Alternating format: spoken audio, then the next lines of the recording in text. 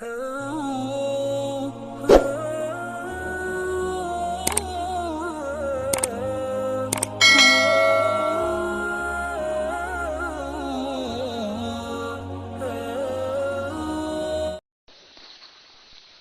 بالله من الشيطان الرجيم. بسم الله الرحمن الرحيم. يا بني إسرائيل اذكروا نعمتي التي أنعمت عليكم وأني فضلتكم على العالمين. صدق الله العظيم. الحمدللہ رکوع نمبر 6 مکمل ہوئی. اب اس سے متعلقہ ضروری مسائل بیان کریں گے. نمبر 1، مادی اور روحانی انعامات کا شکریہ ادا کرنا ضروری ہے. نمبر 2، قیامت کے دن انصاف کا بول بالا ہوگا. ایک دوسرے سے تعاون، سفارش، رشوت اور باہمی تناصر کارآمد نہ رہے گی. نمبر 3، قیامت کے دن جبری سفارش قبول نہ ہوگی. نمبر 4، بسا اوقات آزمائش سے مراتب بلند ہوتے ہیں. نمبر 5، موسیٰ علیہ السلام کو 40 دن کوہ طور پر گزارنے کے بعد تورات دی گئی. نمبر 6، موسیٰ علیہ السلام کے جانے کے بعد قوم میں گمراہی پھیلی. نمبر 7، بنی اسرائیل بچھڑے کے سامنے سر بسجود ہوئے. نمبر 8، شرک بدترین ظلم ہے. نمبر 9، موسیٰ علیہ السلام کو رہبری کے لیے کتاب دی گئی.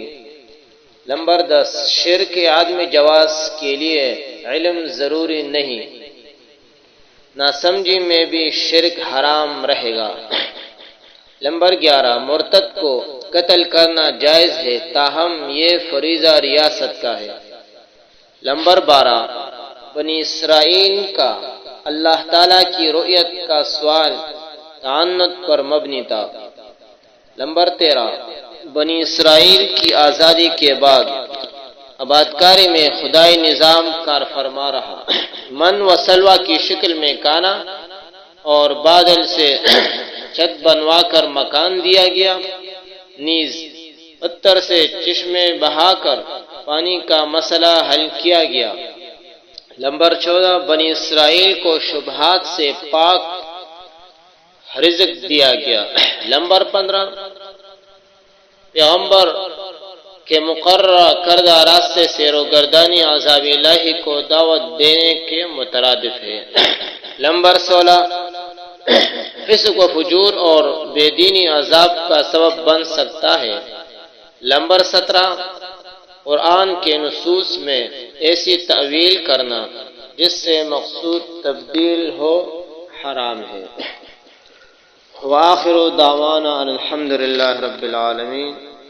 سبحان ربک رب العزت عما یصفون والسلام علی المرسلین والحمد للہ رب العالمین.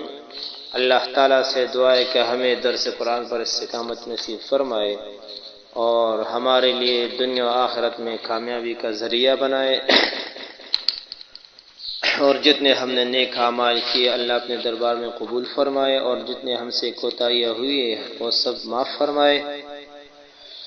اللهم إنا نعوذ بك من الشقاق والنفاق وسوء الأخلاق. اللهم اغفر لنا قبل الموت وارحمنا عند الموت ولا تعذبنا بعد الموت ولا تحاسبنا يوم القيامة.